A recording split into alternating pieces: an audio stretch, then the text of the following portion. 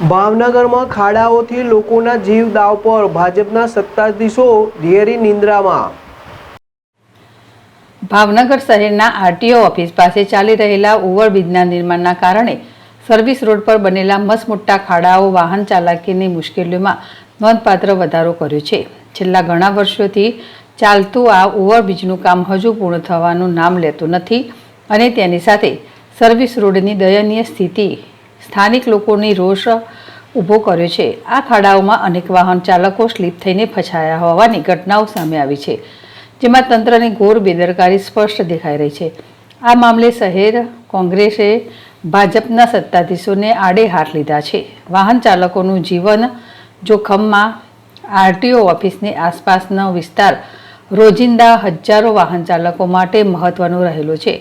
જોકે ઓવરબ્રિજના નિર્માણના કારણે બનેલા સર્વિસ રોડ પરના મોટા ખાડાઓ અહીંથી પસાર થતા વાહન ચાલકોનું જીવન જોખમમાં મૂક્યું છે। ખાસ કરીને રાત્રિના સમયે અથવા વરસાદ દરમિયાન આ ખાડાઓ વધુ ખતરનાક બની જાય છે, જેના કારણે નાના મોટા અકસ્માતોની ઘટનાઓ વધી રહી છે। સ્થાનિકો કહે છે, અમે અહીંથી રોજ પસાર થઈએ છીએ, પણ ખાડાઓ એટલા મોટા છે કે બાઇક કાર ચલાવવી મુશ્કેલ બની ગઈ છે। થોડા દિવસ પહેલાં જ મારી બાઇક સ્લીપ થઈ ગઈ હતી અને હું બચી ગયો, પણ દર વખતે નસીબ સાથ ન આપે। રજૂઆતો પછી પણ નિવારણ નહીં। સ્થાનિક લોકોએ મહાનગરપાલિકા અને સંબંધિત અધિકારીઓને અનેકવાર આ ખાડાઓ ભરવા માટે રજૂઆતો કરી છે, પરંતુ તેમની ફરિયાદો પર કોઈ નક્કર પગલાં લેવામાં આવ્યા નથી। ઓવરબ્રિજનું કામ ધીમી ગતિએ ચાલી રહ્યું હોવાથી સર્વિસ રોડની જાળવણી પર ધ્યાન આપવામાં આવતું નથી। આ બેદરકારીએ લોકોમાં રોષ ફેલાવ્યો છે અને ઘણા લોકો પ્રશ્ન કરી રહ્યા છે કે શું મહાનગરપાલિકા કોઈ મોટો અકસ્માત કે જાનહાનિ થાય તેની રાહ જોઈ રહી છે। આજે આ મામલે શહેર કોંગ્રેસ પ્રમુખ મનહરસિંહ ગોહિલ સક્રિય ભૂમિકા ભજવી અને ખાડાઓમાં ફસાયેલા બાઇક ચાલકોની મદદે દોડી આવ્યા।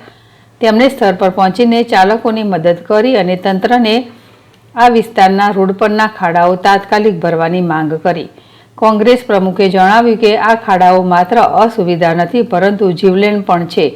મહાનગરપાલિકા તાત્કાલિક પગલાં લેવા જોઈએ, નહીં તો અમે આગળનું આંદોલન કરવા મજબૂર થઈશું।